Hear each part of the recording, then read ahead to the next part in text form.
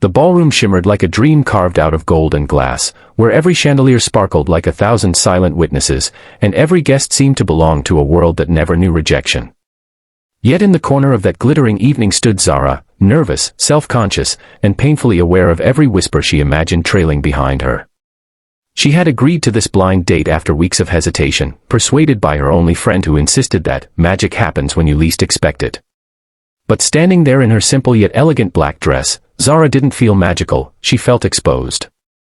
Her mind echoed with years of judgment, the cruel laughter, the subtle glances, the way people reduced her worth to her body.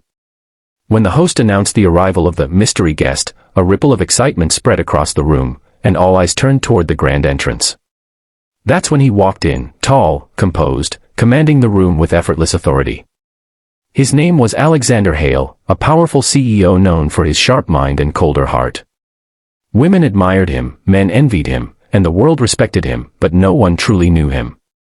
Zara didn't expect him to be her date. In fact, when their eyes met and he began walking toward her, her heart sank instead of soared. She looked behind her, hoping he was heading somewhere else, but he stopped right in front of her. "Zara," he asked gently, his voice surprisingly warm. She nodded, unable to speak, her hands trembling slightly. The surrounding whispers grew louder, not subtle anymore. Someone scoffed. "That's his date," another voice mocked. Zara felt the heat rise to her cheeks, her confidence crumbling in seconds. She wanted to disappear, to run out of that ballroom and never look back. But before she could move, Alexander extended his hand. "Shall we?" he said, as if none of the whispers existed. Reluctantly, she placed her hand in his, expecting judgment, but instead felt something unexpected, respect. As they walked toward the center of the room, the crowd parted, curiosity hanging thick in the air. Zara kept her gaze low, bracing herself for humiliation, but Alexander's grip remained steady, grounding her. They sat at a table bathed in soft candlelight, and for a moment, silence surrounded them. Then he spoke again, not with arrogance, but with genuine interest. "You look nervous," he said, not as an insult but as an observation. Zara let out a quiet, bitter laugh. "Wouldn't you be?" she replied. "Everyone here is wondering what you're doing with someone like me." Alexander leaned back slightly, studying her, not her body, but her eyes. "I'm wondering why you think you don't belong here," he said calmly. The question caught her off guard. No one had ever asked her that. They had always told her she didn't belong, but never questioned why she believed it. Zara hesitated, then shrugged. "Because people like me aren't meant for places like this." His gaze didn't waver. "People like you," he repeated. "You mean people who have been made to feel small their entire lives?" His words struck something deep inside her, something she had buried under years of silence. As the night unfolded, something unexpected began to happen.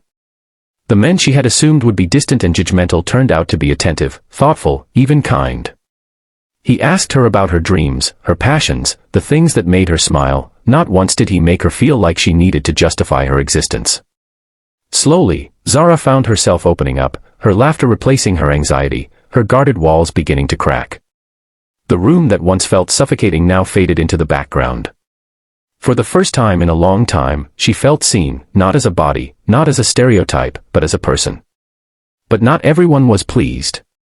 A group of elite guests watched from a distance, their disapproval growing more visible. One woman, elegant and sharp-tongued, approached their table with a forced smile. "Alexander," she said sweetly, "we didn't expect you to bring someone so unconventional." The insult hung in the air like poison. Zara froze, her old fears rushing back, ready to consume her. This was the moment she had expected, the moment everything would shatter. But Alexander didn't flinch.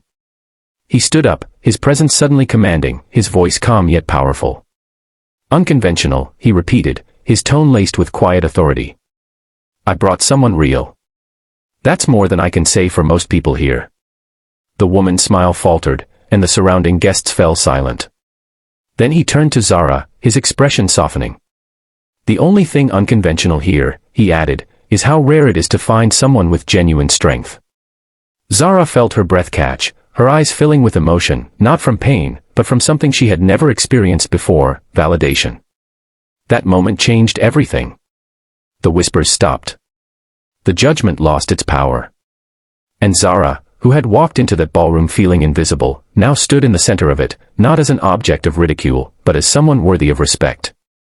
The rest of the evening passed like a dream, filled with conversations, laughter, and a quiet sense of transformation. When the night finally came to an end, Alexander walked her outside, where the cool air wrapped around them like a fresh beginning. "I almost didn't come tonight," Zara admitted softly. He smiled. "I'm glad you did." There was a pause, a moment heavy with unspoken emotions. "Why me?" she finally asked. "Out of everyone, why choose me?" Alexander looked at her, not with pity, not with curiosity, but with certainty. "Because you're not pretending to be someone you're not," he said. "And in a world full of masks, that's the rarest kind of magic." Zara felt something shift inside her, not because a powerful man had chosen her, but because she had finally started to see herself differently. That night wasn't about a blind date. It wasn't about a CEO or a ballroom. It was about a girl who had spent her life believing she wasn't enough, and discovering that she had always been more than enough. And maybe that's the kind of magic we all need, not the kind that changes who we are, but the kind that helps us see our worth. If this story touched your heart and reminded you that true beauty lies beyond appearances, don't forget to subscribe to the channel for more powerful, life-changing stories that inspire, uplift, and stay with you long after they end.